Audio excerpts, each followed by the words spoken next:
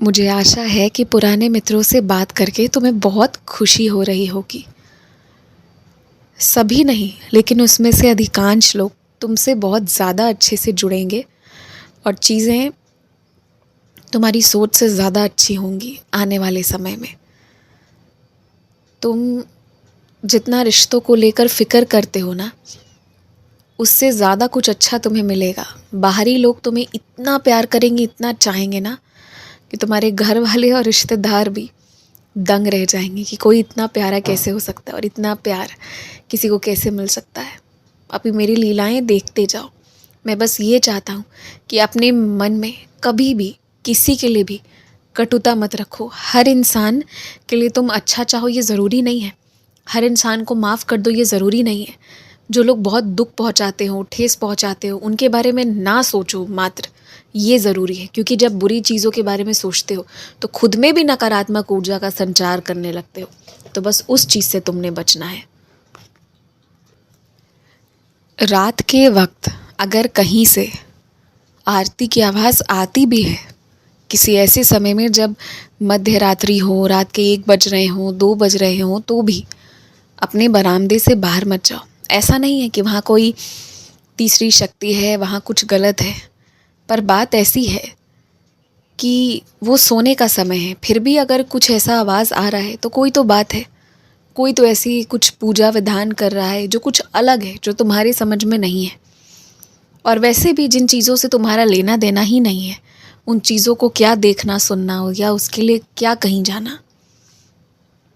तो मध्य रात्रि में जो भी चीज़ें होती हैं ना, उसे होने दो।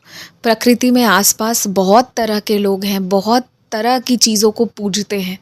तुम सब कुछ में नहीं पड़ सकते और कोई व्यक्ति सब कुछ नहीं कर सकता। बस एक रास्ते से चलकर परमात्मा तक पहुंचा जा सकता है, इतना ही किया जा सकता है।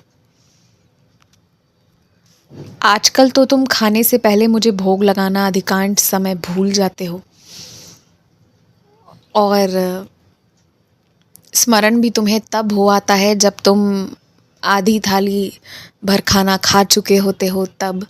अब इसमें मैं कुछ नहीं कर सकता, इसमें मैं तुम्हारी कैसे सहायता करूं? ये तुम्हें खुद ही स्मरण करना होगा कि कुछ भी खाने से पहले तुम्हें भोग लगाना है। और पता है ये चीज़ें कैसे होंगी? बस दिमाग में स्मरण करने से नहीं होंगी। तुम जितना मेरी सच्चरित का अध्ययन करोगे, तुम उतने ही मेरे रास्ते पर चलते जाओगे। जब तुम पहले मेरी सच्चरित बहुत पढ़ा करते थे तो बिना किसी के कहे तुम मेरी सारी बातें मान लिया करते थे। बिना किसी के रोके टोके अपने से सारे नियम को समझ लेते थे।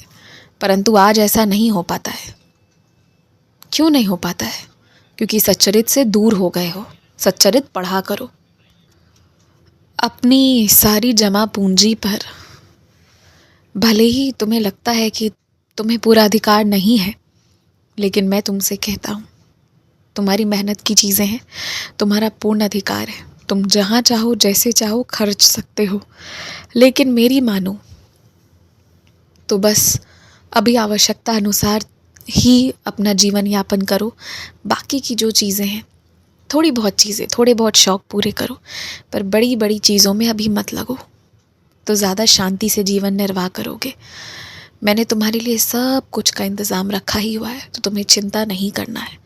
खूब खुश रहो, मुस्कुराते रहो, थोड़ा अपने स्वास्थ्य पर ध्यान दो और थोड़ा अपनी जीवा पर काबू रखो। जो खाने के लिए सही है वही खाओ और अपनी मर्ज़ी से कभी दवाई खा लेना, कभी दवाइयाँ छोड़ देना, ये गलत बात है। जैसे जो बताया गया है नियम का पालन करो तो जल्दी ठीक हो जाओगे।